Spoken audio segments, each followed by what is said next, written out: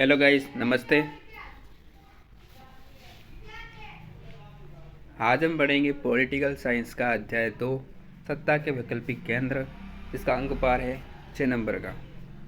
बहुवैकल्पिक में से 3 प्रश्न आने की गुंजाइश है। तो पहला प्रश्न है, यूरोपीय आर्थिक सहयोग संगठन की स्थापना कब की गई? जिसका आंसर है 1948 में की गई थी। दूसरा प्रश्न है, यूरोपीय परिषद का गठन कब किया गया? 1949 में किया गया था। यूरोपीय इकोनॉमिक कम्युनिस्ट यानी यूरोपीय आर्थिक समुदाय का गठन कब किया गया? तो फिर मार्च 1957 में किया गया था। आसियान का मुख्यालय कहाँ स्थित है? तो जकार्ता में स्थित है। 1978 के पश्चात चीन ने कौन सी नीति अपनाई?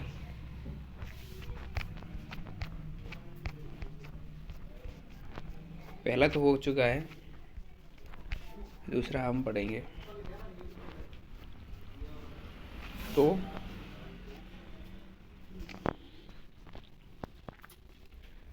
वो अपनाई थी खुलेपन द्वार की नीति। ठीक है। वर्तमान में यूरोपीय संघ के सदस्यों की संख्या कितनी है? तो 27 देश है यूरोपीय संघ के अंदर। यूरोपीय संघ का 28वां सदस्य कौन सा देश बना? तो फिर क्रॉस एशिया।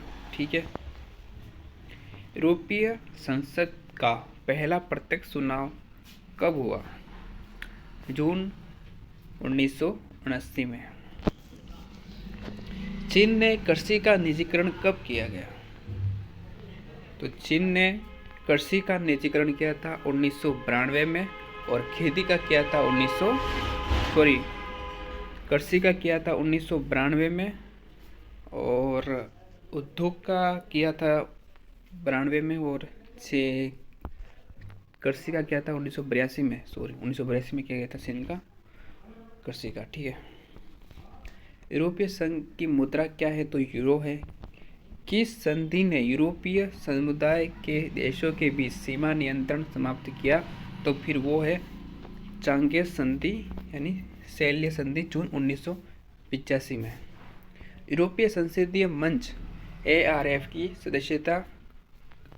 स्थापना कब हुई? तो 1984 में।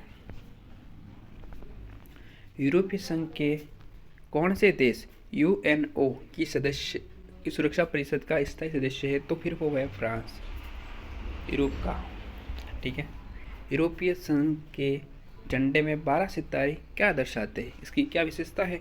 तो यूरोपीय संघ के झंडे 12 सितारे हैं। ठीक है।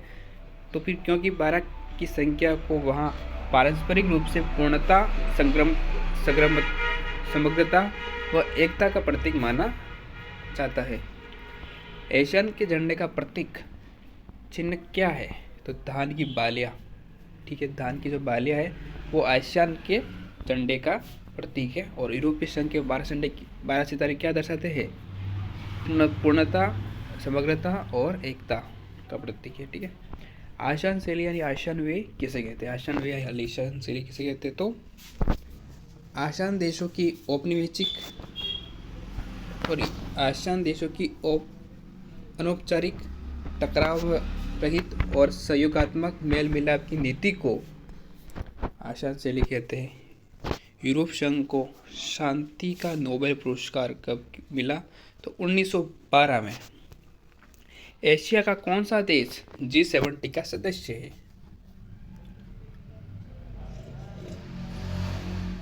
जापान। ठीक है। तो ये हो गया हमारा जो कि बहुवैकल्पिक था। उसके बाद में दीर्घ उत्तरात्मक में से भी एक प्रश्न आएगा, वो कि 3 नंबर का होगा। ठीक है। उसको पढ़ना है। खैर ये कुछ है जो कि बहुवैकल्पिक ही है, बस लिखा हुआ है दीर्घ उत्तरात्मक, जो कि गलत है। आसियान किस प्रकार का संगठन है? तो आसियान एक असैनिक सार्वत्रिक संगठन है। आसियान की स्थापना का मुख्य उद्देश्य क्या था? आसियान की स्थापना का मुख्य उद्देश्य था आर्थिक, सामाजिक और प्राकृतिक रूप से विकास करना। ठीक है, यूरोपीय संघ की स्थापना किस संधि द्वारा ली गई है? तो फिर यूरोपीय संघ की स्थापना किस संधि द्वारा की गई है? तो maastricht संधि, जो कि हुई थी 7 फरवरी 1992 में हुई थी। आसियान की स्थापना किस संधि द्वारा की गई है? यूरोपीय संघ की स्थापना किस संधि से की? तो फिर maastricht संधि यूरोप में। ठीक है, और आसियान में तो बैंकॉक घोषणा पत्र द्वारा की गई थी 8 अगस्त 1967 में। आसियान के कितने देश सदस्य है? तो 10 देश जो है वो आसियान के सदस्य, उनके अंदर आता है इंडोनेशिया है, फिलीपींस है, सिंगापुर है, थाईलैंड है, मलेशिया है, ब्रुनई है, वियतनाम है, लाओस है, म्यांमार है, कंबोडिया है। ठीक है, आसियान का पूरा नाम क्या है? तो आसियान का पूरा नाम है association of south east Asian nation, यानी कि दक्षिण पूर्वी एशियाई राष्ट्रों का संगठन। ठीक है, JEZ का पूरा नाम है स्पेशल इकोनॉमिक जोन, विशेष आर्थिक क्षेत्र। चीन में ओपन डोर की पॉलिसी कब अपनाई गई थी? तो है, और किसने अपनाई? मुक्त व्यापार मुक्त द्वार की नीति।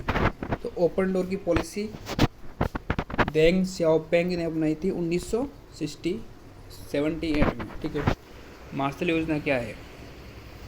मार्शल योजना थी दूसरे विश्व युद्ध के बाद में जो अमेरिका ने जो पश्चिमी यूरोप की जो अर्थव्यवस्था है उसमें पुनर्गठन किया था, अपना पुनर्रचना करने के लिए जो आर्थिक और सहायता दी, ठीक है, उसे मार्शल योजना के नाम से जाना जाता है। ठीक है, तिथि के हिसाब से इन सबको क्रम से लगाओ।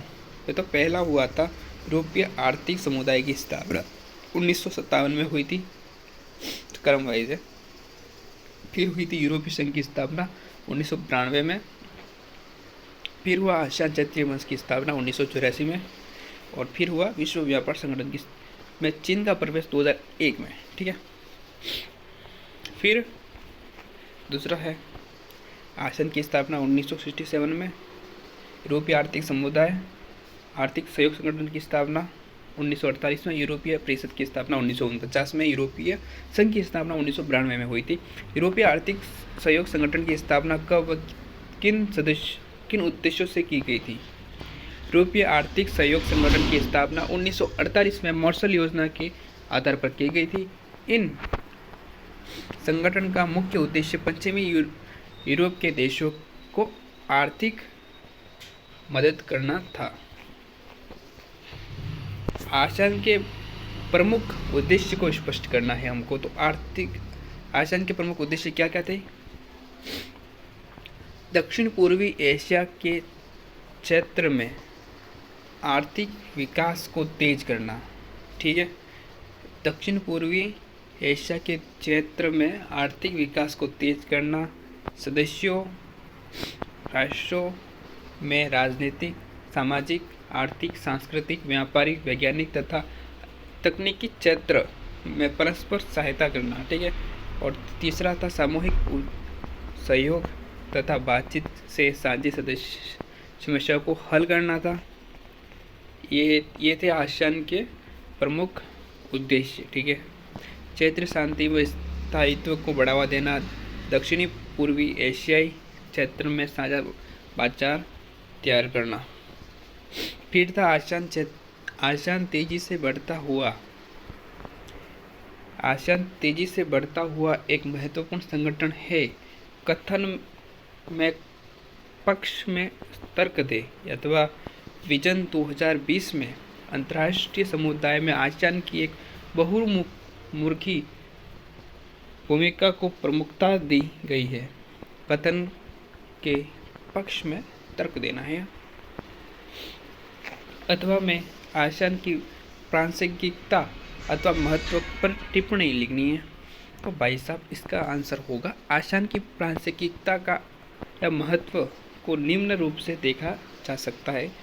ठीक है, तो आसियान तेजी से बढ़ता हुआ एक महत्वपूर्ण क्षेत्रीय संगठन हो गया है। ठीक है, आसियान टकराव की जगह बातचीत व परस्पर सहयोग को बढ़ावा देने की नीति पर बल देता है।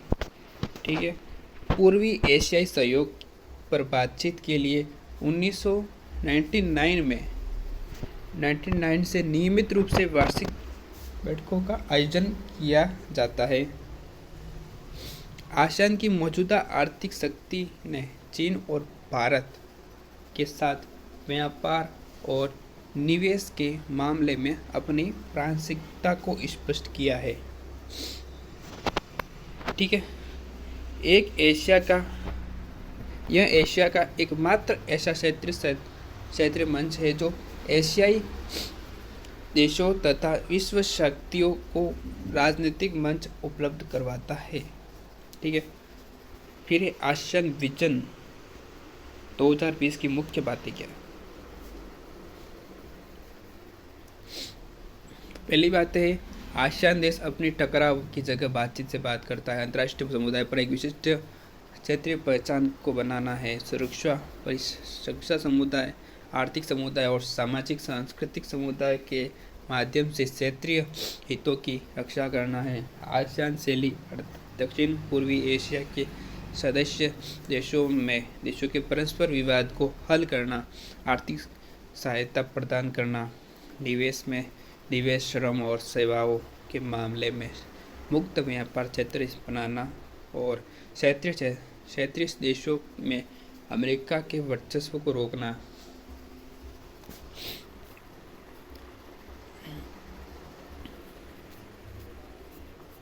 ये दो रहे हैं, आप इसका स्क्रीनशॉट ले लें। भारत चीन संबंधों के कटुता पैदा करने वाले कोई 4 मुद्दे लिखने और इसको आपको पढ़ लेना है। ठीक है। और एक ये वैकल्पिक शक्ति केंद्र के रूप में जापान प्रभावशाली है। कैसे?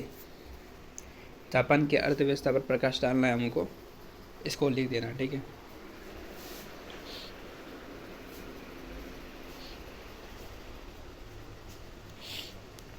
फिर हमारा तीसरा अध्याय आएगा समकालीन दक्षिण एशिया, जो कि 6 नंबर का अंक बार है। एक है वस्तुनिष्ठ और 2 नंबर का है, एक है अति लघुत्मक। ठीक है। और एक आएगा लघुत्मक और